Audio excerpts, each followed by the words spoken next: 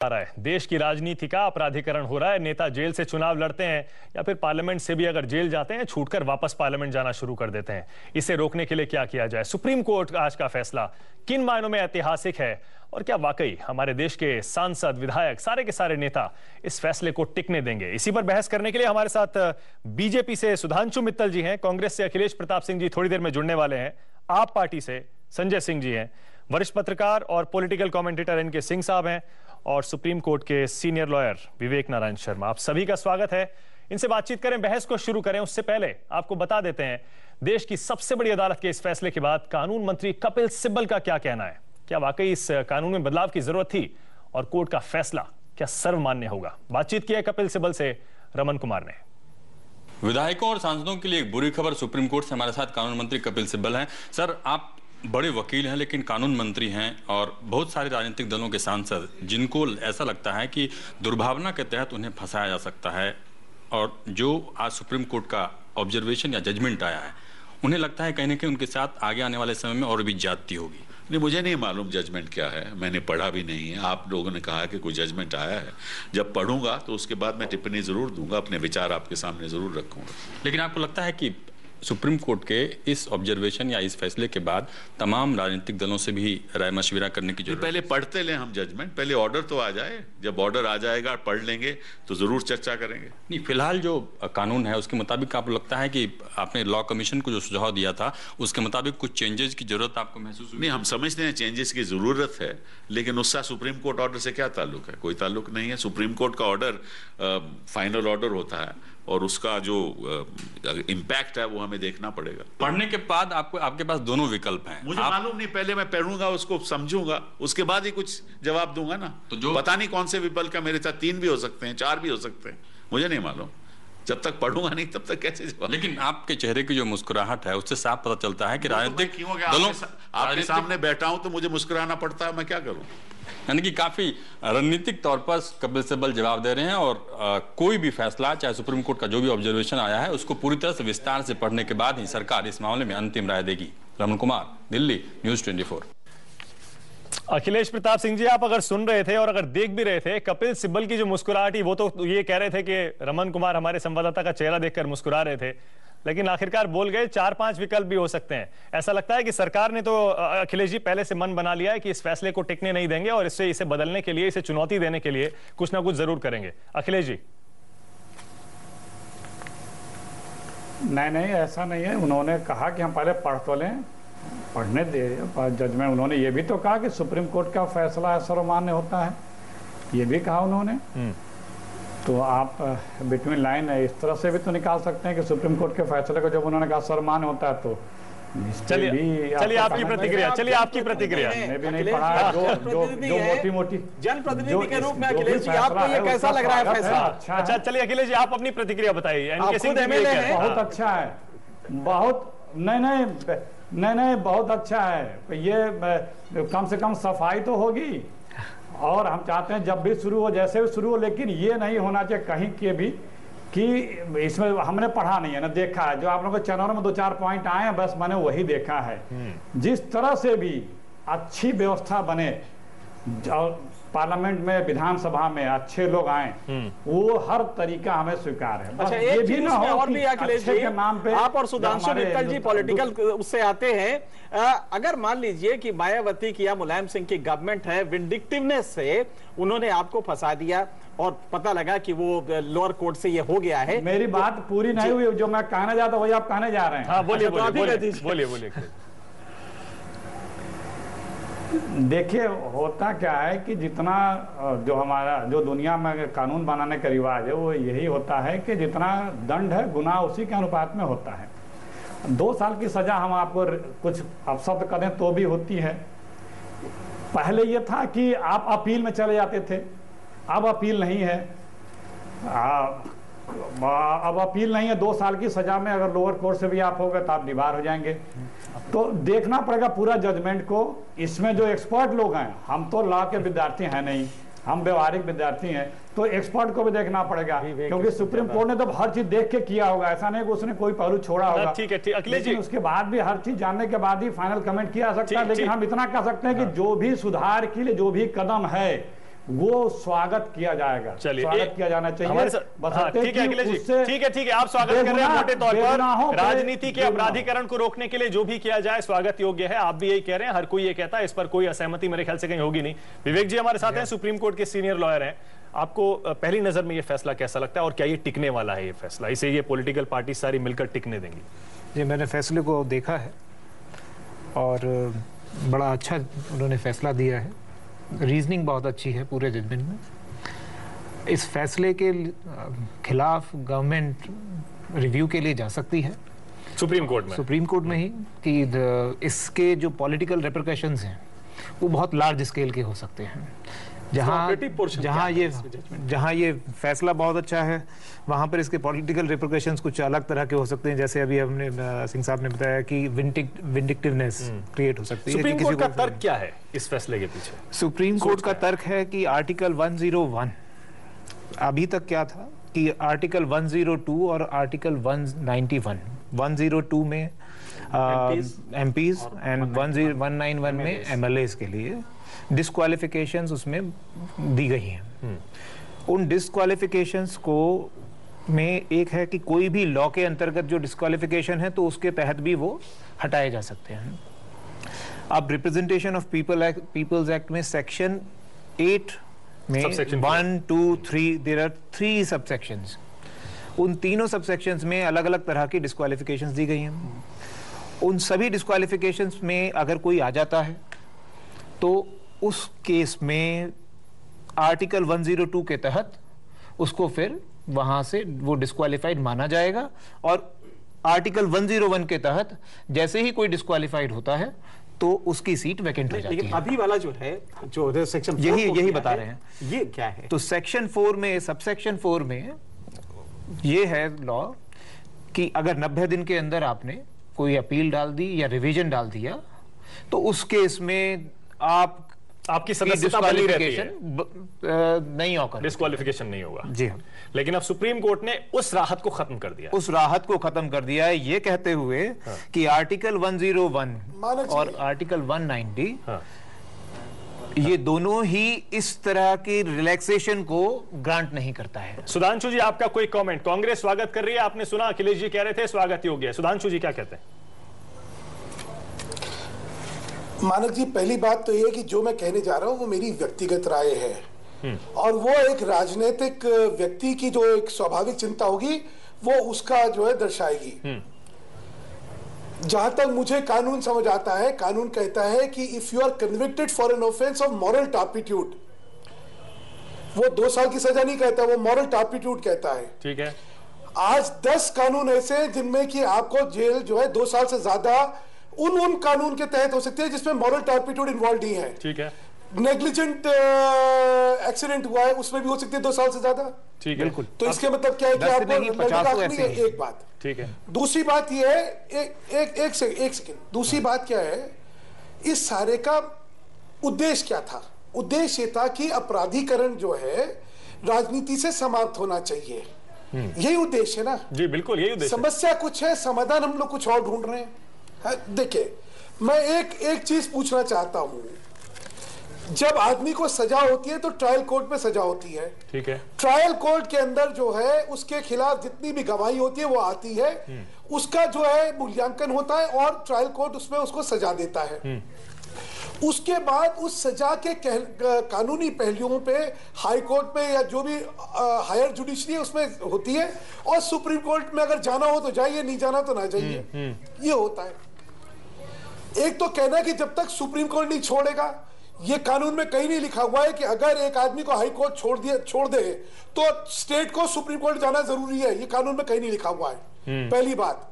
दूसरी बात ये है, मैं ये बड़ा गंदा एग्जाम्पल दे रहा हूं, उदाहरण जो है बड़ा अच्छा नहीं है क्योंकि मैं उस राजनीति का खिलाफत करता हूं, लेकिन एक उदाहरण दे रहा हूं। पप्पू यादव को अभी सुप्रीम कोर्ट ने छोड़ दिया है। आपके हिसाब से तो वो कभी बनने नहीं चाहिए थे भाई।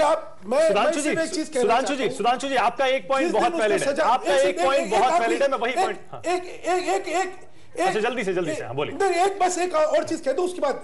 यहाँ मेरा कहना है भाई, अगर आपको इतनी चिंता है ना, उसका एक बड़ा आसान सोल्यूशन है जिस दिन उसको सजा होगी उसके 6 महीने के अंदर उसकी सारी अपीलें जो है फास्ट ट्रैक में डाल दीजिए, अपने आप ही निष्कर्ष निकल आएगा। सुधांशु जी, आप ऐसा सॉल्यूशन दे रहे हैं जो कि संभव नहीं है। कौन दोषी है? सुधांशु जी, फास्ट ट्रैक कोर्ट किस केस के लिए आप बनाएंगे? आप समझते हैं जुडिशरी पर कितना भार है? ये संभव ही नहीं है सुधांशु जी। लेकिन एक पॉइंट बहुत वैलिड है आपका, मैं उसी पॉइंट को उठा रहा हूं। सुधांशु जी, एक सेकंड रुक जाइए। आपको राजनीति को, ठीक है, एक सेकंड सुधांशु जी, एक सेकंड को साफ करना है। हाँ, ठीक है, आपको प्रायोरिटी पे जो है न्याय देना पड़ेगा। ठीक है, चलिए एक पॉइंट बहुत साफ है। सुधांशु जी, एक सेकंड रुक जाइए, आपके पास लौट रहा हूं मैं, आपके पास लौट रहा हूं। संजय सिंह जी, आपकी पार्टी का तो पूरा मुद्दा ही करप्शन है, भ्रष्टाचार को लेकर ही आपने इतना बड़ा इशू बनाया था और हर कोई आपके पीछे भी आया था। सब सहमत है कि राजनीति में भ्रष्टाचार नहीं होना चाहिए और अपराधीकरण किसी कीमत पर नहीं होना चाहिए। लेकिन सुधांशु जी कह रहे हैं पॉइंट वैलिड है। ट्रायल कोर्ट अगर किसी नेता को सजा देती है किसी भी मामले के लिए, और मान लीजिए 3 साल बाद सुप्रीम कोर्ट से वो आदमी बरी हो जाए, उसके उन 3 सालों का हिसाब कौन देगा? क्योंकि ये राइट आम आदमी के पास भी है, तो ये राइट एक नेता के पास क्यों नहीं होना चाहिए? देखिए, ये एक पक्ष आप बता रहे हैं, दूसरा पक्ष राजनीति का देखिए। राजनीति आज देश में जिस दौर से गुजर रही है, राजनीति एक संक्रमण काल के दौर से गुजर रही है। उत्तर प्रदेश की असेंबली में 190 एमएलए दागी हैं आज की तारीख में। उनके ऊपर अलग अलग तरह के अपराध हैं। किसी के ऊपर हत्या का भी मुकदमा हो सकता है, किसी के ऊपर छोटी धारा में भी मुकदमा हो सकता है। पार्लियामेंट के अंदर 162 ऐसे मेंबर ऑफ पार्लियामेंट हैं जो दागी हैं, जिनमें से 72 सीरियस केसेस, 72 सीरियस केसेस के और 39 राज्यसभा के मेंबर ऐसे हैं जिनके ऊपर आपराधिक मामले हैं। मैं पूछना यह चाहता हूं कि राजनीतिक दलों की कौन सी ऐसी मजबूरी होती है कि वो हत्या के मामले के आरोपी, बलात्कार के मामले के आरोपी, बड़े माफिया गुंडा, आप उसको टिकट क्यों देते हैं? बिल्कुल सही बात। ये सुप्रीम कोर्ट को हस्तक्षेप करने और डिसीजन देने की बात ही क्यों आई?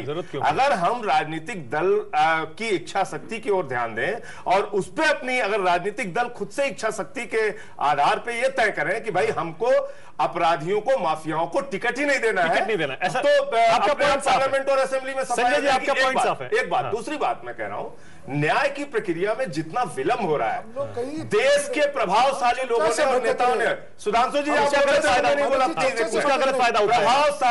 प्रभावशाली लोगों ने देश के कानून का माहौल उड़ा दिया। 29 साल के अंदर आप बताइए 84 के दंगे का एक फैसला आता है। चारा घोटाले में 16 साल लग जाते हैं आरोप तय होने में, और जब डिसीजन आने की बारी होती है तो सुप्रीम कोर्ट उसमें स्टे दे देता है। लेकिन आपका एक पॉइंट बहुत अच्छा है संजय जी के मामले में सालों साल में कोई सुधांशु जी एक सेकंड में आ रहा हूं। संजय जी आपका एक पॉइंट बहुत अच्छा है। एक सेकंड सुधांशु जी, एक सेकंड। अरे सुधांशु जी आप बोलने दीजिए। अरे एक सेकंड, देश के कानून को मजाक बना दिया है प्रभावशाली लोगों ने, नेताओं ने, बड़े अफसरों ने। एक पॉइंट आपका मैं उठा रहा हूं संजय जी, एक सेकंड सुधांशु जी, एक सेकंड रुक जाइए प्लीज। एक एक करके बात करेंगे तो हर कोई सुन पाएगा। एनके सिंह जी, जो संजय सिंह कह रहे हैं बहुत इंटरेस्टिंग पॉइंट है, और पॉइंट यह है कि सुप्रीम कोर्ट के इस फैसले का मकसद ऐसा लगता है कि एक संदेश देना है पॉलिटिकल पार्टीज को, किसी इंडिविजुअल नेता को लेकर नहीं है। आप ऐसे आदमी को टिकट ही क्यों दे जिस पर केस चल रहा हो?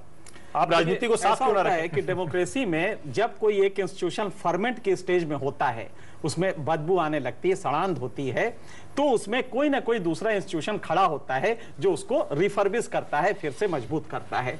आज वही सुप्रीम कोर्ट ने किया है। ये आप देखिए 2G स्पेक्ट्रम से लेके तमाम चीजें जो हो रही हैं या पहले भी हुई हैं, तो उसमें पब्लिक का टोटल इंडोर्समेंट है आज सुप्रीम कोर्ट के जजमेंट को लेके। पॉलिटिकल क्लास आज काफी डेनिग्रेटेड पोजीशन में है, और मुझे लगता है कि ये जो दोनों बैठे हैं, दोनों बहुत अच्छे पॉलिटिशियन है, लॉजिकली बहुत करेक्ट है, पर एक ही चीज है कि समाज क्यों झेले? आपको वोट देके वहां दिया, पता लगा कि मल्टी टायर सिस्टम है आपके जुडिशियल, उसमें वो ट्रायल कोर्ट में गया, उसके बाद हाई कोर्ट में गया, उसके बाद सुप्रीम कोर्ट गया, और देश की छाती पर मूंग दलता हुआ कोई ये राजा हो जाता है, कोई कलमाडी हो जाता है, कोई येदुरप्पा हो जाता है, और उनको कोई हटा नहीं सकता। इसलिए ऐसा लगता है सुप्रीम कोर्ट भी एक बात और है, सनी मोई को 2G स्पेक्ट्रम के मामले में आप देखिए पूरे देश ने हल्ला किया, मीडिया ने किया, कांग्रेस ने सपोर्ट डिफाइन किया है आर्टिकल देश के नेताओं ने, अधिकारियों ने मजाक बना दिया। संजय जी आपका दूसरा पॉइंट, एक सेकंड, एक ब्रेक लेना है, लेकिन संजय जी आपका दूसरा पॉइंट, हमारे यहाँ कानून में विलंब होता है पर बरसों निकल जाते हैं, 15, 20 साल, 30 साल तक केसेस में निकल जाते हैं, और इसी का फायदा उठाते हैं हमारे नेता और बड़े बड़े प्रभावशाली लोग। लेकिन लगता है सुप्रीम कोर्ट ने इन लोगों का ये पैंतरा समझ लिया है और इसीलिए ये कानून बनाया है। कैसे? इस छोटे से ब्रेक के बाद बहस करेंगे, आप देखते रहिए सबसे बड़ा सवाल। सबसे बड़ा सवाल में एक बार फिर से आपका स्वागत है। सुप्रीम कोर्ट ने ऐतिहासिक फैसला दिया है, किसी भी नेता को अगर ट्रायल कोर्ट से सजा मिलती है किसी भी मामले में, उसकी सदस्यता अब फौरन खत्म हो जाएगी। वो जेल से चुनाव नहीं लड़ पाएगा। पहले 3 महीने का समय दिया जाता था, अगर आप अपील करें वहां से आपको राहत मिलती है तो उसके बाद आपकी सदस्यता बनी रहती थी। विवेक जी, एक ब्रेक लेना है, क्विक कमेंट मैं आपसे ले रहा हूं। आपको लग रहा है सुधांशु जी बीजेपी के नेता है जैसी बात कर रहे थे, ऐसा लगता है आपके राजनीतिक दल एकजुट हो जाएंगे? क्या वाकई पार्लियामेंट के पास विकल्प हैं 2-3, जैसे कपिल सिब्बल भी कह रहे थे कि इस लॉ को किसी तरह ठिकाने लगा दिया जाए सुप्रीम कोर्ट के इस फैसले? एक सबसे बड़ा विकल्प जो मुझे नजर आता है वो ये है कि पार्लियामेंट में अमेंडमेंट के द्वारा कॉन्स्टिट्यूशन में अमेंडमेंट लाया जा सकता है, और अमेंडमेंट के द्वारा इस तरह का प्रोविजन जो रिप्रेजेंटेशन ऑफ पीपल एक्ट में था, उस तरह का प्रोविजन कॉन्स्टिट्यूशन ऑफ इंडिया में डाल दिया। But that is also subject to judicial scrutiny. जी हाँ, उस पर भी सुप्रीम कोर्ट बिल्कुल उसको भी कोई चैलेंज कर सकता है, और उसको चैलेंज करने के बाद उसको भी देखा जा सकता है कि हमारे बेसिक प्रिंसिपल्स को तो। सुधांशु जी जल्दी से बोलिएगा क्योंकि एक ब्रेक लेना है मुझे, जल्दी से प्लीज। ब्रेक के बाद फिर आऊंगा आपके पास। 1 सेकंड, हाँ 1 मिनट बस। हाँ। मानक जी, जो सबसे खतरनाक पहलू है वो ये है कि अगर आप जेल में हैं तो आप चुनाव नहीं लड़ सकते। चुनाव जिस दिन मुझे नॉमिनेशन फाइल करना है उसके 2 दिन पहले मुझे अरेस्ट कर लीजिए और मुझे जेल में डाल दीजिए, मैं चुनाव ही नहीं लड़ सकता। ये कोई टेनेबल प्रोविजन है क्या? आप राजनीति को कहां लेके जाना चाहते हैं? आज आप जब कोई कानून बनाते हैं तो केवल यही है। सुधांशु जी शायद थोड़ा कंफ्यूजन है। सुप्रीम कोर्ट का फैसला यह है कि आपको सजा होने के बाद, दोषी पाए जाने के बाद अगर आप जेल में होते हैं तब आप चुनाव नहीं लड़ सकते, और आपके ऊपर मुकदमा चल रहा है और आप जेल में है तो आप चुनाव लड़ सकते हैं। सही कह रहा हूँ? जी हाँ बिल्कुल, और उसमें कम से कम 2 साल की सजा है। अरे वो तो जब आप सजा याफ्ता हो ही गए तो आप जेल में या नहीं है उससे क्या फर्क पड़ने वाला है? आप गलत कर रहे हैं मानक जी। अगर आप सजा याफ्ता हो ही गए तो फिर आप जेल में या नहीं है उससे क्या फर्क पड़ने वाला है? वैसे आप डिस्क्वालीफाइड है। तो चलिए सुधांशु जी, एक ब्रेक ले रहा हूं मैं, एक ब्रेक ले रहा हूं। अखिलेश जी भी बहुत देर से खामोश बैठे हैं। अखिलेश जी थोड़ा उम्मीद कर रहा हूं इस बार खुल के बोलेंगे। एक छोटा सा ब्रेक लेना है, ब्रेक के बाद भी जारी है सबसे बड़ा सवाल, और आज का सबसे बड़ा सवाल यही है, क्या वाकई अब हमारे नेताओं की सदस्यता सिर्फ एक ट्रायल कोर्ट से सजा मिलने के बाद खत्म हो जाएगी? क्या राजनीति का अपराधीकरण अब बंद होगा? एक छोटे से ब्रेक के बाद देखते रहिए न्यूज़ 24।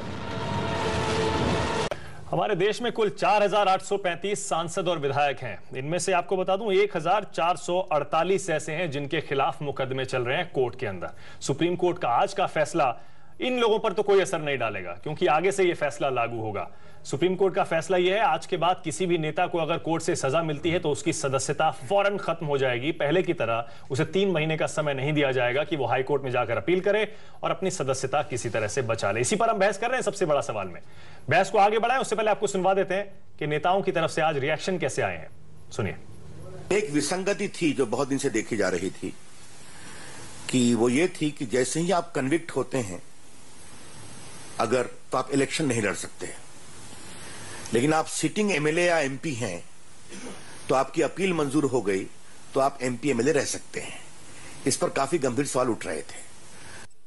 इसको कुछ लोगों ने डिस्क्रिमिनेशन का भी विषय बताया था। अब कोर्ट ने इसको कैसे ट्रीट किया है इसका अध्ययन करने के बाद हम टिप्पणी करेंगे। नहीं, मुझे नहीं मालूम ऐसा सुप्रीम कोर्ट ने कहा है या नहीं। जब तक ऑर्डर नहीं आएगा, जब तक उस पर हम विचार नहीं करेंगे, पूरी तरह से ऑर्डर समझेंगे नहीं, तो हम आपको कैसे टिप्पणी कर सकते हैं।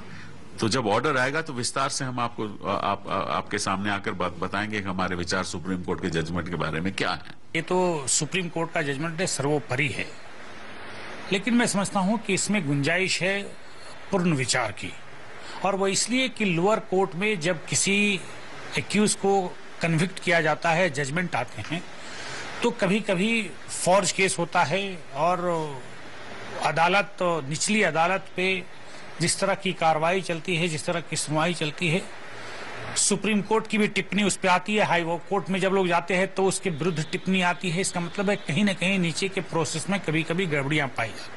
अरे पूरा मालूम। अखिलेश प्रताप सिंह जी, आपके पास आ रहा हूं। आप रूलिंग पार्टी के नेता हैं। बीजेपी, देखिए सुधांशु जी बैठे हैं, साफ तौर पे कह रहे हैं कि ये कानून ठीक नहीं है, ये नेताओं के साथ डिस्क्रिमिनेशन है। जेडीयू की तरफ से भी इसी तरह का रिएक्शन है। अखिलेश जी, आपको भी लगता है कि सुप्रीम कोर्ट के इस आदेश के बाद कुछ बदलाव इसमें होना चाहिए, नेताओं को कुछ करना चाहिए पार्लियामेंट में इसके खिलाफ?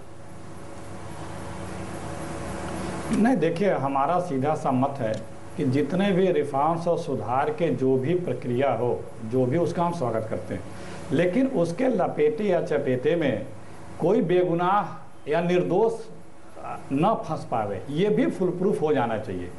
जैसे मैं आपको हम जानना चाहते हैं, जो आपके एक्सपर्ट बैठे हैं, कि आर्टिकल 4 को हटा दिया, तुरंत वो बर्खास्त हो जाएंगे। आर्टिकल 3 में है कि 6 साल तक या बर्खास्त होंगे, उसके बाद चुनाव लड़ सकते हैं। मान लीजिए अपील में गया, वो अपील 20 साल 10 साल 15 साल बाद आती है, तो क्या वो 6 साल बाद फिर चुनाव लड़ सकता है? ये हम आपके जो एक्सपर्ट बैठे हैं उनसे जानना चाहते हैं। दूसरी बात, हर किसी को जब मौलिक अधिकार है कि अपनी बेगुनाही साबित करने का उसे पर्याप्त अवसर है और उसका स्थान है, तो इसमें क्या ये लागू क्यों होगा, क्यों नहीं होगा? कई सवाल है, इस पे एक्सपर्ट ही बताएंगे। हम आप लोगों का सुन के जो हम समझ पाए। अच्छा अखिलेश जी, हम सवाल पूछ रहे हैं। अखिलेश जी मैं आपसे एक सवाल पूछ रहा हूं। विद्यार्थी हैं, ठीक है, आपके सवाल मैं पूछ लूंगा, विवेक जी हैं उनसे पूछ लूंगा, लेकिन एक सवाल मैं आपसे पूछ रहा हूं। ऐसा लगता है, एक बहुत स्ट्रांग ओपिनियन ये है, ऐसा लगता है नेताओं को पता है कि ट्रायल कोर्ट से लेके सुप्रीम कोर्ट तक वो केस को जितना चाहे लंबा खींच सकते हैं और इसी का फायदा उठाते हैं, और इसीलिए इसी की आड़ में नेता आपस में कोई डिस्क्रिमिनेशन नहीं करते। कनी मोई को दोबारा राज्यसभा पहुंचाने में अखिलेश प्रताप सिंह जी, आपकी पार्टी ने अहम भूमिका निभाई है। कनी मोई आप जानते हैं जेल में रह के आई है, 2G सबसे बड़ा घोटाला इस देश का, उसमें अहम आरोपी है, वो मुख्य आरोपी है राजा के साथ। उसके बावजूद आपकी पार्टी ने उनको अछूत नहीं माना है। नहीं क्या नहीं कन्विक्टेड हो गए हम। एक तो लाइन बनानी पड़ेगी ना, चाहे पार्लियामेंट को, चाहे लॉ को, चाहे सुप्रीम कोर्ट को, हम किसे कन्विक्टेड माने? वो ताठों के कह रहा हम निर्दोष हैं, अगला कह रहा है कि आप दोषी हैं, हम किसे माने? ये तो डिसाइड करना, हम तो मानने नहीं लगे।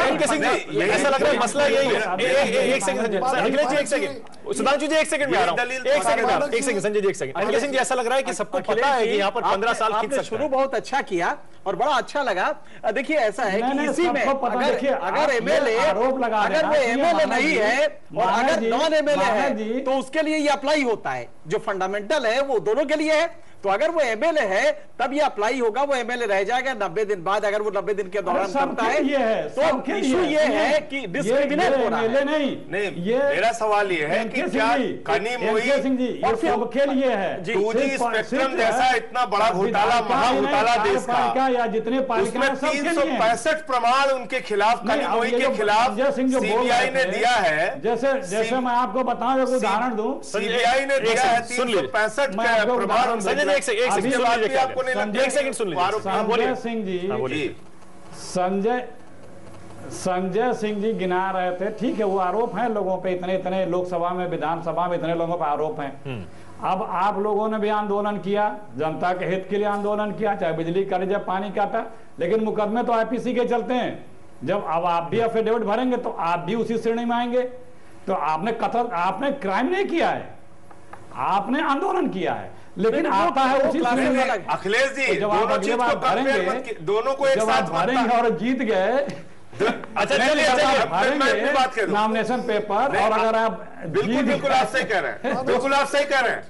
144 का उल्लंघन, धरना प्रदर्शन आंदोलन में लिखा गया मुकदमा, हत्या का मुकदमा, 2G स्पेक्ट्रम का मुकदमा, कोयला घोटाले का मुकदमा, चारा घोटाले का मुकदमा, इसको आप एक समान मानते हैं? जॉर्ज फर्नांडिस साहब के ऊपर बाधा, जॉर्ज फर्नांडिस साहब को 1975 में सरकारी कर्मचारियों से हाथापाई लगा था, फिर भी कोई उनको नहीं कहता क्रिमिनल। सरकारी कार में बाधा, सरकारी कर्मचारियों से हाथापाई, नारायण जी के ऊपर मुकदमा लगा। एक सेकंड, आपका पॉइंट क्लियर है, आपका पॉइंट क्लियर है। पॉलिटिकल केसेस भी होंगे, इसीलिए कोई ना कोई ऐसा प्रावधान होना चाहिए कि पॉलिटिकल केसेस से, जो झूठे केसेस हो सकते हैं, उनसे बचाने के लिए भी कोई प्रावधान हो जाए। सुधांशु जी, मैं आपके पास आ रहा हूं। जाहिर है ये मुद्दा तो रहेगा कि जब तक कन्विक्टेड ना हो, जैसे अखिलेश जी भी कह रहे हैं कनी मोई के बारे में, लेकिन मैं आपसे सीधा सवाल पूछ रहा हूं। नरेंद्र मोदी की सरकार में मंत्री जी हैं बाबूभाई बखेरिया, उनको सजा हो गई ट्रायल कोर्ट से, उसके बावजूद मंत्री बने रहे। अब हाई कोर्ट से राहत लेने के बावजूद वहीं है जहां थे पहले से। लगता है ऐसे केसेस को देखकर ही सुप्रीम कोर्ट का रवैया अब सख्त हुआ है।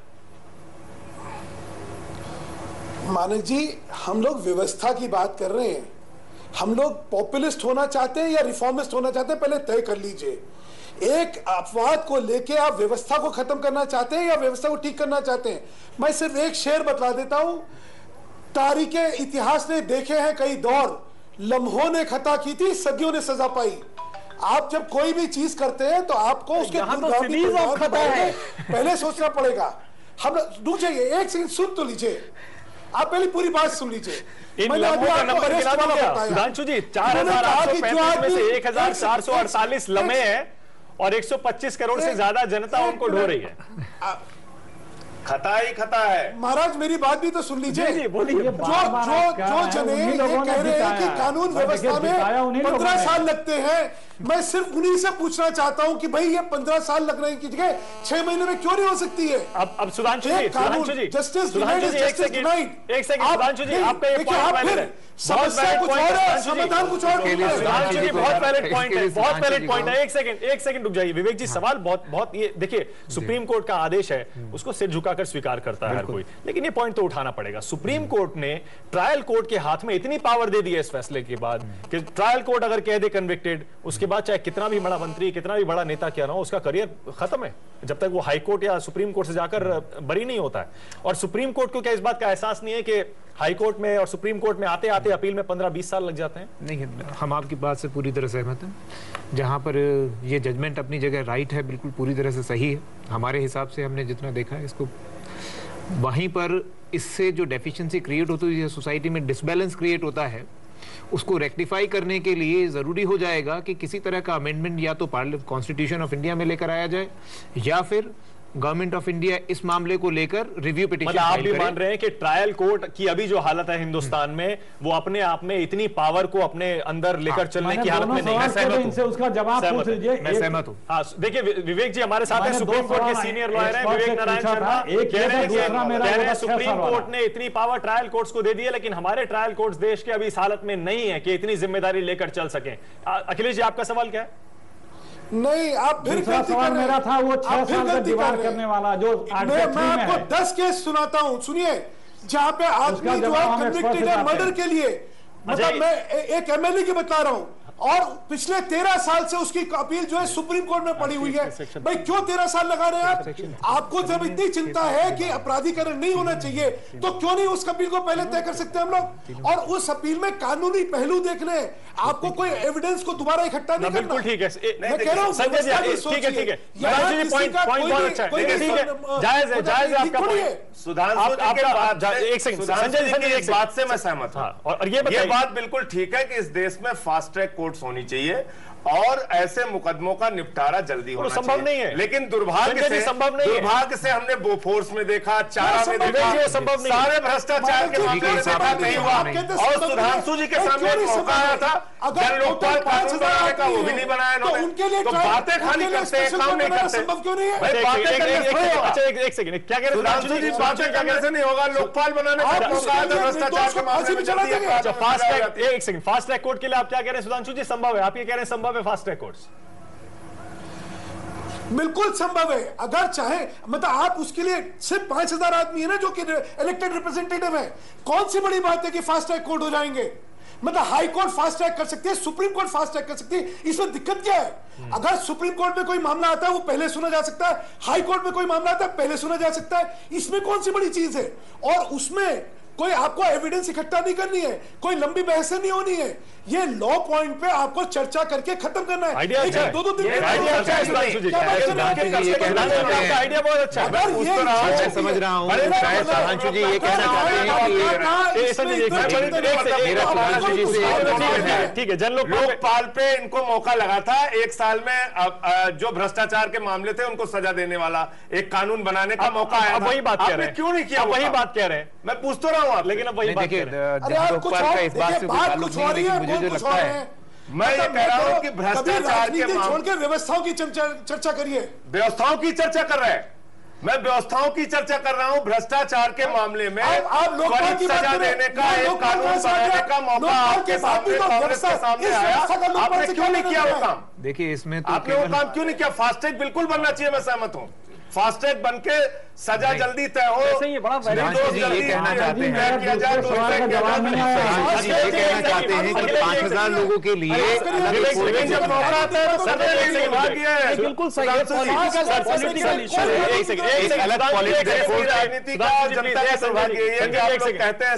है, एक ब्रेक मुझे लेना है। अखिलेश जी के सवाल का जवाब देंगे विवेक जी जल्दी से? वो कह रहे थे कि अखिलेश जी जरा अपना सवाल बताइए। अखिलेश जी जल्दी से सवाल दोहरा दीजिए। सेक्शन 3 वाला सेक्शन 3 में आपका क्वेश्चन क्या है? जो ये चार्ज को खत्म किया है सुप्रीम कोर्ट ने जी, उसको उसके नीचे जो 3 है उसमें 6 साल तक ही आदमी डिबार रहता सजा याफ्ता। जी हाँ, तो अगर 2 साल से अधिक की सजा हो गई तो 6 साल बाद क्या वो चुनाव लड़ेगा? अगर मान लीजिए अपील में गया, अभी तो अपील 10-15 साल के बाद तो हो नहीं सकती, आ नहीं सकती नंबर जी, तो 6 साल वो खत्म होने के बाद फिर तो चुनाव लड़ ही सकता है।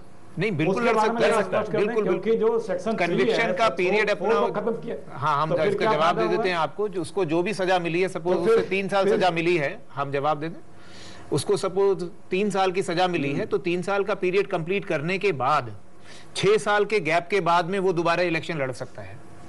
चलिए, और चलिए एक जो सबसे अच्छी बात है, ये फास्ट ट्रैक वाला सजेशन लेकिन मल्टी टायर है, तो इसलिए किस लेवल पे फास्ट ट्रैक आप बनाएंगे ये मुझे मेरे ख्याल से सुधांशु जी और इसमें देखें। ऐसा लगता है अगर सुधांशु मुझे ये सजेशन सुधांशु जी का अच्छा लगा। ये अच्छा है कि 5,000 लोगों के लिए एक अलग अपील का निपटारा जल्द से जल्द हो जाना चाहिए, जिससे ये 3 महीने की अपील का काम भी खत्म हो गया। और अगर आप निर्दोष हैं तो आप फौरन अपनी सदस्यता दोबारा से हासिल कर सकते हैं। छोटा सा ब्रेक, इस ब्रेक के बाद फौरन हाजिर हों। देखते रहिए सबसे बड़ा सवाल। आज का सबसे बड़ा सवाल सुप्रीम कोर्ट के ऐतिहासिक फैसले पर है और फैसला यह है कि अब कोई भी नेता सजा पाने के बाद संसद या फिर विधानसभा का सदस्य नहीं रह पाएगा। पहले 3 महीने के अंदर अपील करता था और सदस्यता बच जाती थी। इस फैसले के बाद जाहिर है देश में बहस शुरू हो गई है। पॉलिटिकल पार्टीज इसकी खामियां गिना रही हैं कि इससे हमारे साथ डिस्क्रिमिनेशन हो सकता है, हमारे साथ भेदभाव होगा। लेकिन जाहिर है समाज के तौर पर देखें तो बहुत सारे फायदे भी हैं। राजनीति का अपराधीकरण जो कि एक बहुत बड़ा मुद्दा रहा है, लेकिन उस पर कभी कुछ काम नहीं हुआ, सीरियस काम नहीं हुआ। ऐसा लगता है उस दिशा में काम तो शुरू हुआ है।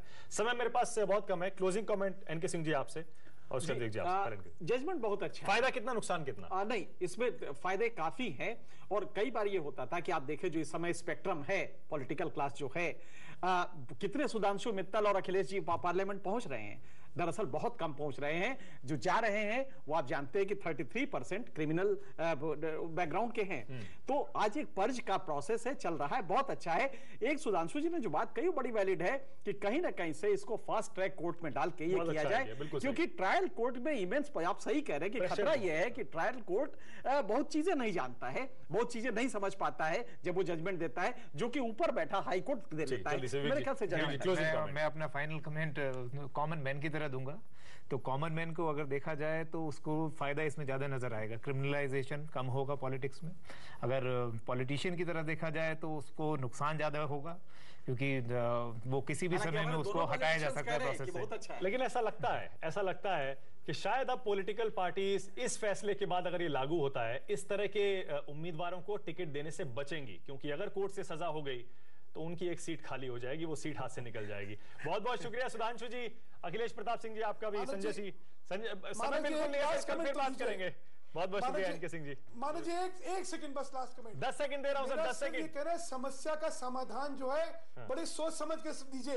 ये सब पॉपुलिस्ट होना, एंटी पॉलिटिक होना बड़ा आसान है। देखिए देश की व्यवस्था के बारे में इस तरह पेरिफेरल और इस तरह कॉस्मेटिक डिबेट जो ये ठीक नहीं है। ये बहुत गंभीर विषय है। अखिलेश जी जल्दी से कानून बनाने में यही करेंगे। आपको बोलने, देखिए जो क्रिमिनलाइजेशन कम हो, करप्शन कम हो, ये इसके पक्ष में हम हैं, सब कुछ ठीक है। लेकिन हम एक सवाल आपसे पूछना चाहते हैं, जो मस्केयर करता है उसको भी हम इतने मौके देते हैं अपने बेगुनाही साबित करने के बाद, तब उसे हैंग करते हैं, और किसी को लोअर कोर्ट पे ही क्यों हैंग कर देते हैं, इसका जवाब भी हमें आपसे चाहिए। चलिए सर, ये बहस चलती रहेगी, अभी आज शुरुआत है, देखते हैं आगे क्या होता है, फिर बहस करेंगे, क्योंकि ये सारे के सारे पॉइंट्स अभी दबने वाले नहीं है। बहुत बहुत शुक्रिया आप सभी का स्टूडियो में आने के लिए। अभी के लिए इतना ही। ब्रेक के बाद देखिए क्रिकेट हाउसफुल।